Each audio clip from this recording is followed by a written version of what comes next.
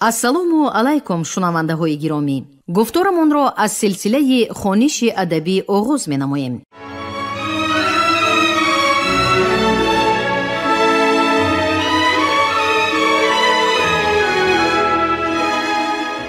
ба таваҷҷӯҳи шумо китоби якуми асосгузори сулҳу ваҳдати миллӣ, пешвои муаззами миллат, президенти ҷумҳурии Тоҷикистон муҳтарам Эмомалӣ Раҳмон забони миллат ҳастии миллат таҳти унвони ба сӯи пояндагӣ дар қироати корманди шоистаи Тоҷикистон Ализода Абдурашид Хоҷампур. гуфтори 68.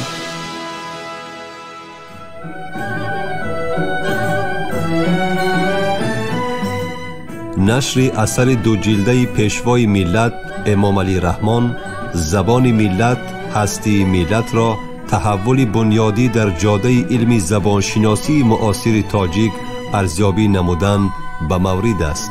قسم یکمی اثر از باب دوره‌بندی تاریخی زبان تاجیکی آغاز گردیده بابهای سرگذشت تاریخی واژه تاجیک و زبان تاجیکی، زبان ما در دوره استیلای عرب و نخستین سلاله های ایرانی تبار، زبان نوشتاری تاجیکی دوره آغازین، دوره بالندگی و شکوفایی زبان تاجیکی و گسترش زبان تاجیکی به صفت زبان بین المللی را در بر می‌گیرد.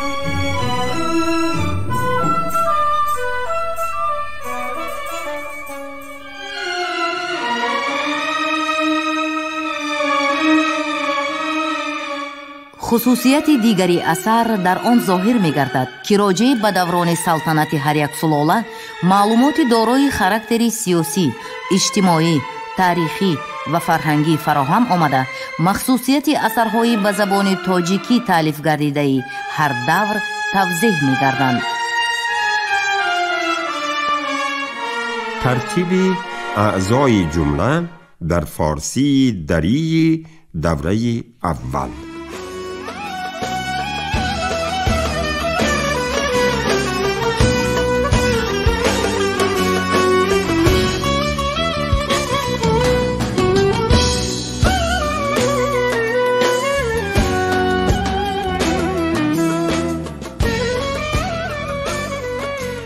طوری پیشتر گفتیم در فارسی دری دوره اول ساختمان جمله از نظر ترتیب اعضای نسبت به دوره های بعد آزادی بیشتر دارد که سببهای آن در تقلید به شیوه طبیعی گفتار و تأثیر ساختار جمله های عربی مخصوصاً ترجمه های قرآن مجید بود. نویسندگان به گفتار عادی مردم تقلید نموده در نوشته های خود در بابت ترتیب کلمه پایبند یک ساختار جمله نبودند.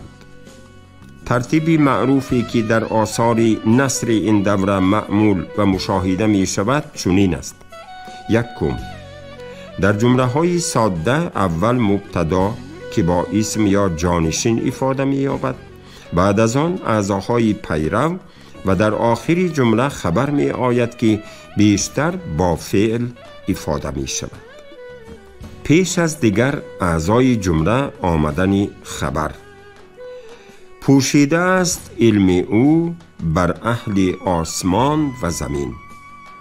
طرزهای دیگری جمله بندی: ابلیس سجده نکرد آدم را. تاریخ بلعمی. پسران و دختران آمدندش بسیار. همانجا. خدای تعالی فرشتگان را بمیراند به هوا اندر. همانجا. روز به میدان رفت که گوی زند. قابوسنامه.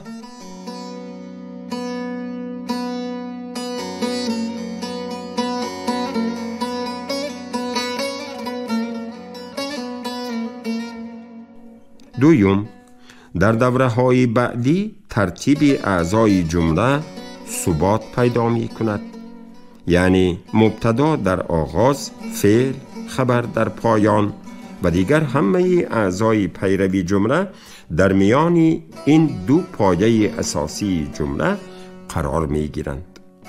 این ترتیب به تدریج بر طرزهای دیگری جمله بندی برتری پیدا نموده در دوره‌های بعد معمول می گردد.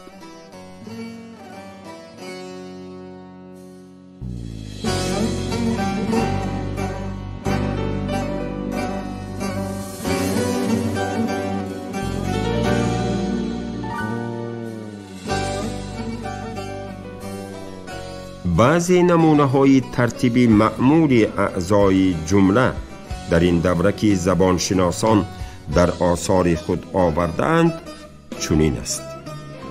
ضمناً باید گفت که در عصرهای بعد این ترتیب جای خود را به نظام یگانه جمله بندی واگذاشته است. در دوره اولی فارسی دری بندک خبری است در همه مورد نوشته می شود، اما معلوم نیست که در گفتار عادی مردمی محلهای مختلف این سرزمین این کلمه چگونه تلفظ می شده است. ابن سینا می نویسد که این کلمه در گفتار عام فتحه آخری کلمه است. امروز نیز در تمام گویش های زبان تاجیکی و دری افغانستان آن به شکل فتحه آخری کلمه تلفظ می شود. دیوار سفید است، دیوار سفیده یا سفیده.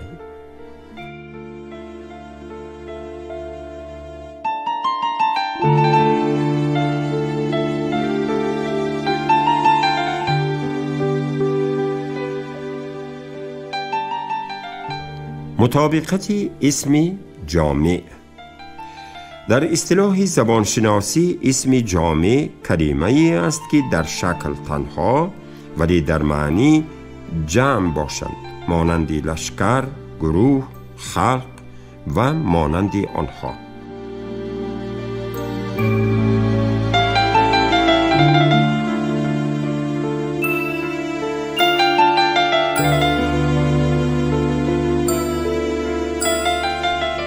یکم، خبری چنین جمله ها در این دوره گاه تنها می آید و گاه جمع. خلق روی سوی ابراهیم نهاد. تاریخ طبری. قوم عاد هیچ حیلت ندانستند. تاریخ بلعمی.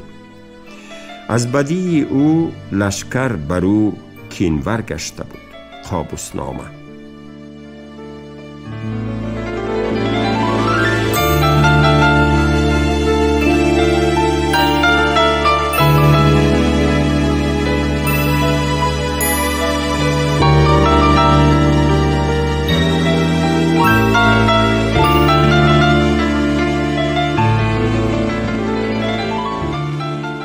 دویم، در این دوره کلمه مردم نیز که مرادف واژه‌های انسان، بشر و جمعیت است، گاه با فعل تنها و گاه با فعل جمع می آید.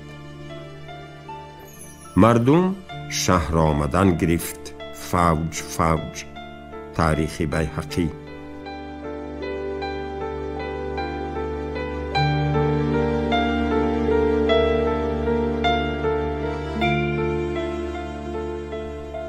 ولی در دوره‌های بعد و امروز کلمه مردم را در بسیار مورد به فعل جمع می آورند. از جمله ویژگی‌های نثر این دوره تکرار فعل و بعضی دیگر از اعضای جمله است. در این دوره نویسنده می تواند فعل‌ها را به خصوص بودن و گرفتن را در یک جمله چندین بار تکرار کند. مر آدم را از آن گیل بیافرید و بدان گیل اندر سیه بود و سپید بود و سرخ بود و زرد بود و سخت بود و سوست بود و سنگ بود و سنگریزه بود. تاریخ طبری.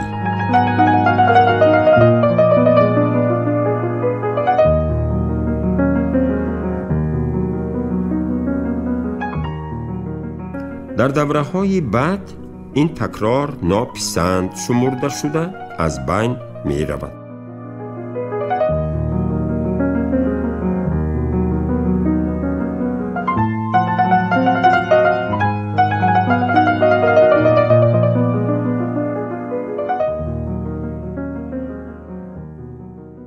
تأثیر پذیری از عربی.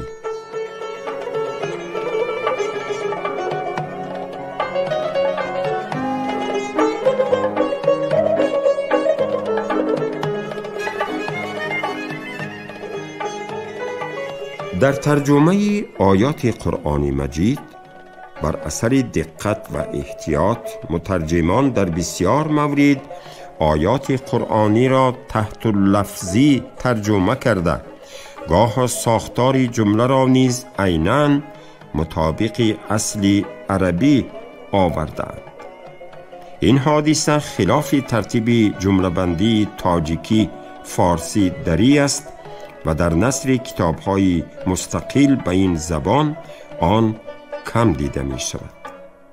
سخن گفت خدای با موسی گفتنی، تاریخ طبری، و کلم الله موسی تکلیما، سوره النساء آیه 164.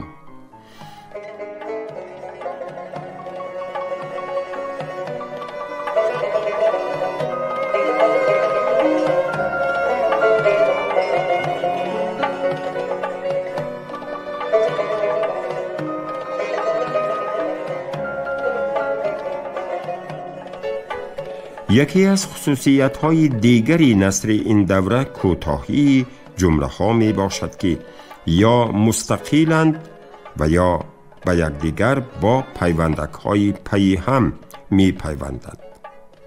آوردن مرادفات هم که در دوره‌های بعد رواج می یابد در این دوره کم به نظر می رسد. از میانه‌های قرن 12 آوردن جمله‌های مرکب و مرادفات گوناگون رسمی و مروج می‌گردد.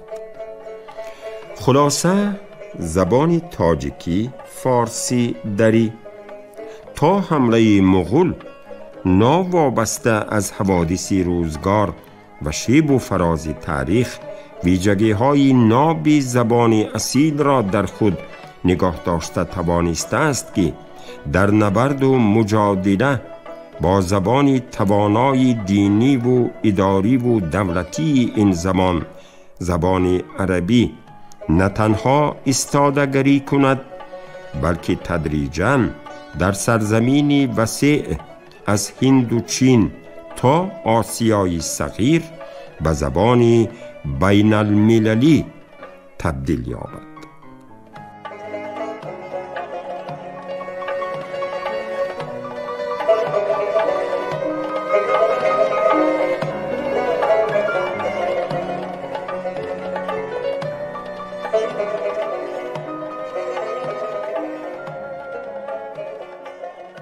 خلاصه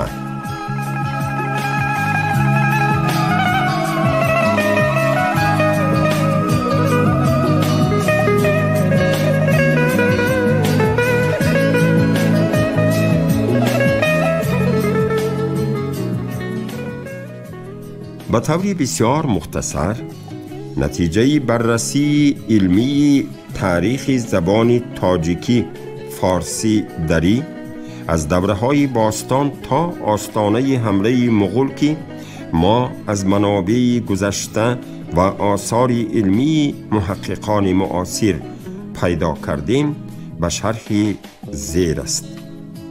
زبان تاجیکی در طول تاریخ چند هزار ساله خیش با وجود آن همه رویارویی با چندین زبان‌های توانای دنیا چهره واقعی خود را نگاه داشته است که این دلیل توانایی بنیادی این شاخه زبان آریایی از دوران باستان تا امروز می باشد.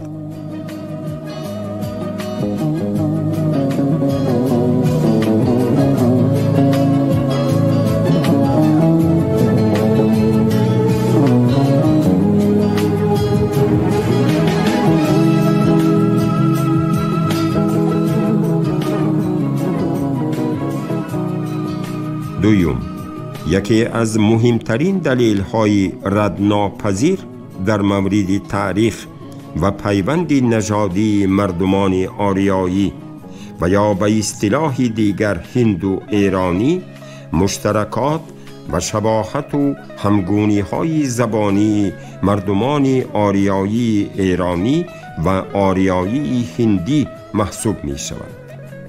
در علم زبانشناسی جهان اصطلاح آریایی همچون نام اتنیکی و نام زبانی مردمان هندو ایرانی بر پایه مقام و معنای واقعی تاریخی آن مورد قبول و استفاده عموم قرار گرفته است. مشترکات زبانی یکجا با مشترکات سنتی و دینی و فرهنگی این مردم از مقایسه میراث بی‌نظیر آنها در مثال اوستا و ویدا برمی آید. این دو یادگاری ارزشمند منبعی مشترک دارند و آفریده های میراث فرهنگی هر کدام از این مردمان هم نژاد به شمار می روند.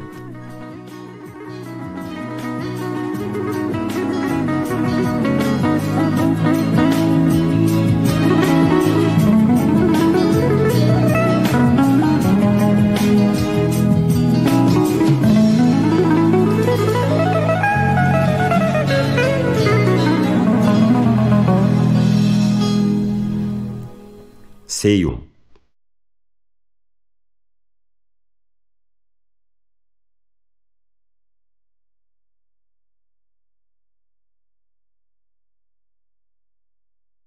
پس از مهاجرت گروه از آریایی ها به مرکز و غرب سرزمین ایران کنونی و ضعیف گردیدن رابطه های همیشگی و نزدیکی زبانی با آریایی های شرقی، با مرور زمان میان زبانهای مردمان آریایی شرقی و غربی تفاوت‌ها پدید می آیند. بنابر حدود و موقع جغرافی و تفاوت‌های زبانی، این زبانها و لهجه‌ها به دو گروه بزرگ شرقی و غربی جدا می شود. همین طور اتحاد یگانه زبانی مردمان آریایی در شاخه‌های جداگانه شرقی و غربی تشکل یافته، هر کدام از آنها در نوبت خود نخست به لهجه‌ها و بعداً در مقام زبان‌های مستقل آریایی شرقی و غربی شکل می‌گیرند که دلیل این زبان‌ها به لهجه‌های کهن و معاصر شرقی و غربی می باشند.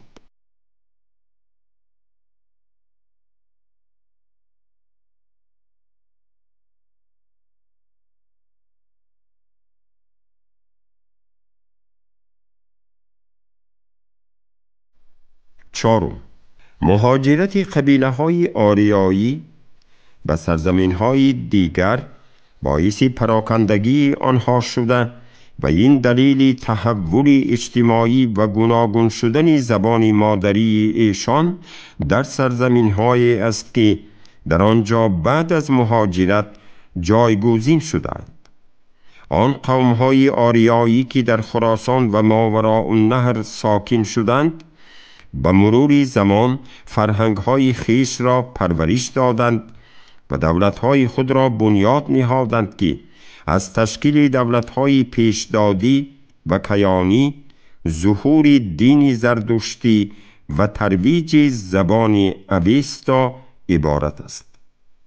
قبیله‌های ماد و پارس بعد از مهاجرت وارد ایران غربی شدند و بعد از مدت دولت مادها و به تعقیب آن دولت هخامنشیان را بنیاد نهاد. آنها فرهنگ خویش را در ایران امروزه پرورش دادند که از تشکیل دولت‌های ماد و هخامنشی، دین اهورایی و ترویج زبان‌های مادی و فارسی باستان عبارت است.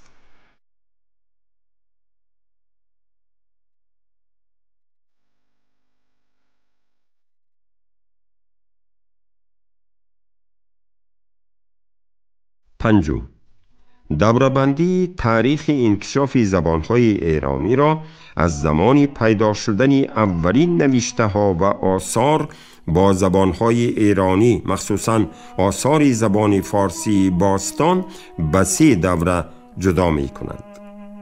یکم، دوره زبانهای ایرانی باستان که از زمان جداشوی زبانهای ایرانی از عمومیت زبانهای آریایی در آغاز هزاره دوم پیش از میلاد تا عصرهای 4-3 پیش از میلاد ادامه یافته است.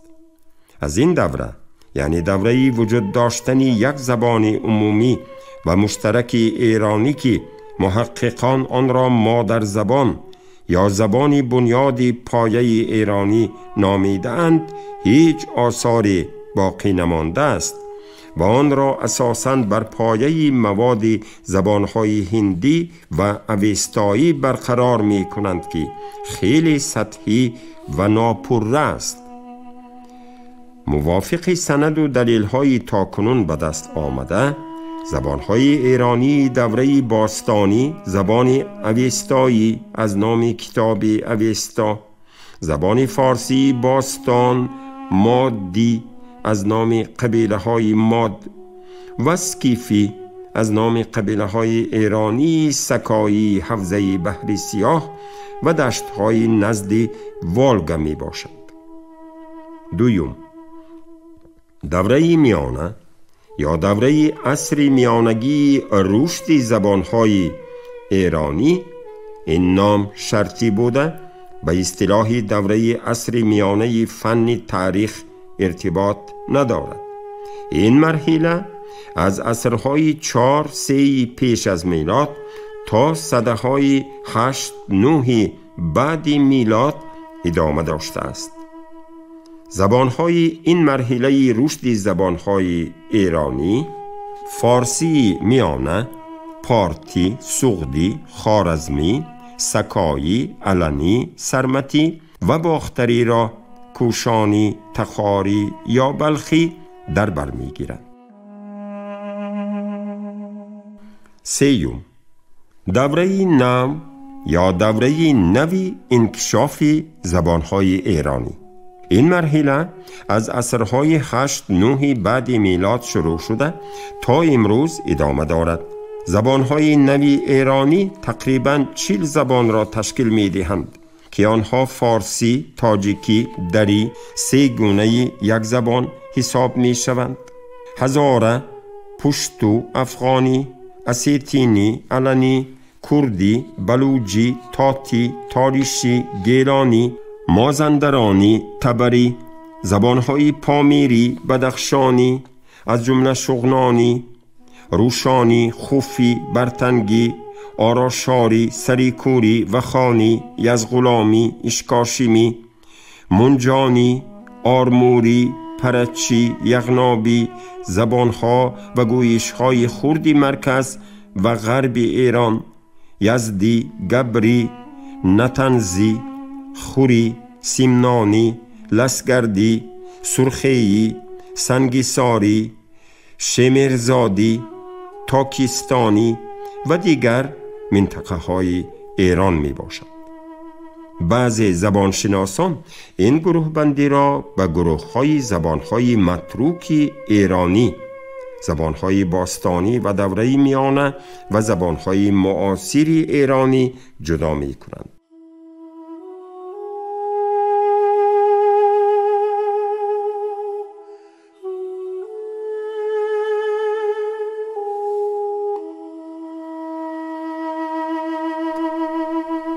ششم، دوره‌بندی تاریخ زبانهای ایرانی بیش از همه به دوره‌بندی تاریخ زبان تاجیکی، فارسی و آثار باقی مانده آن ارتباط دارد. اساساً به آن آثار باقی مانده 3 دوره: فارسی باستان، دوره حکمرانی سلاله‌های هخامنشیان با آثار سنگ نوشته های خطی میخی عصرهای 6-4 تا میلاد، فارسی میانه، آثار پهلوی و مانوی دوره ساسانیان و زبان پهلوی، 3 9-10 میلادی و فارسی نو زبان تاجیکی فارسی با آثار الفبای عربی اساس اثرهای 9-10 تا به حال داخل می شود. اگر اوستا خصوصیت‌های عمومی زبان آریایی و فرهنگ و سنت و باورهای دینی آریایی ها را در مرحله تقریباً 2000 ساله و یا زیادتر از آن افاده کند، آثار خط میخی هخامنشیان خصوصیت‌های یک دوره محدود آن را در خود تجسم کرده است.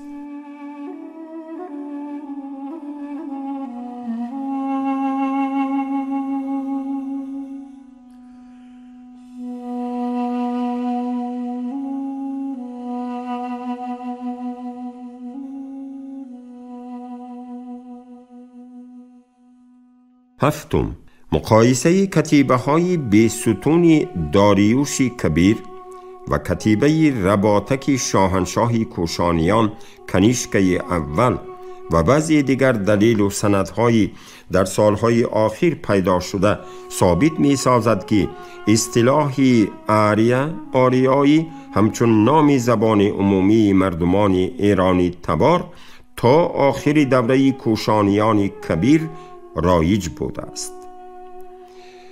چنین مسئله گذاری در تاریخ علمی زبانشناسی ایرانی صحیفه نوی می کشاید و اگر به هخامنشیان و اشکانیان و ساسانیان سلاله کوشانیان را که در اساس سرچشمه های به دست آمده زبان خود را آریایی خواندند علاوه نماییم، یک مرحله تامی تاریخی زبان و فرهنگ و تمدن ایرانی تباران را میتوان مشخص مرحله تمدن آریایی دانست که تقریباً تاریخی 2000 ساله مردم ایرانی تبار را در بر میگیرد.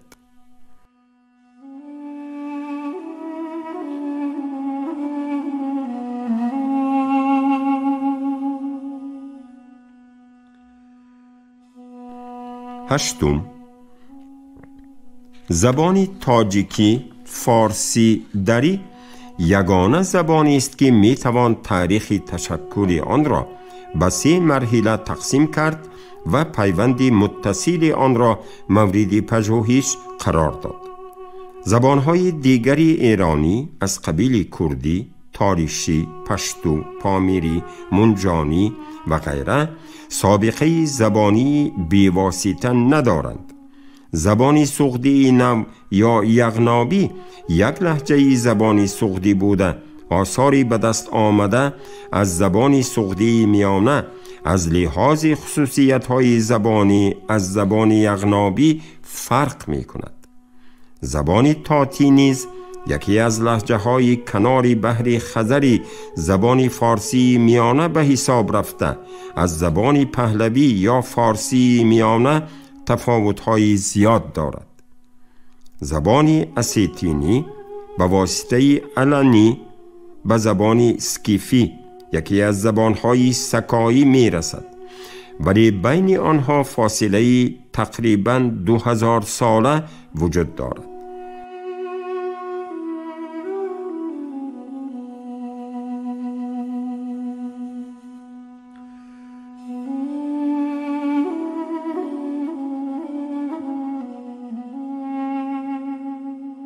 شما گفتار 68 را از روی کتاب یکم اساسگذار صلح و وحدت ملی پیشوای معظم ملت پرزیدنت جمهوری تاجیکستان محترم امامعلی رحمان زبان ملت هستی ملت تحت عنوان به سوی پایندگی در قرائت کارمند شایسته تاجیکستان علیزاده عبدالرشید خوجمپور شنیدید. کارگردان شیرعلی نزلی، صدابردار نگینه خیرالله. پایان گفتار از سلسله خوانش ادبی.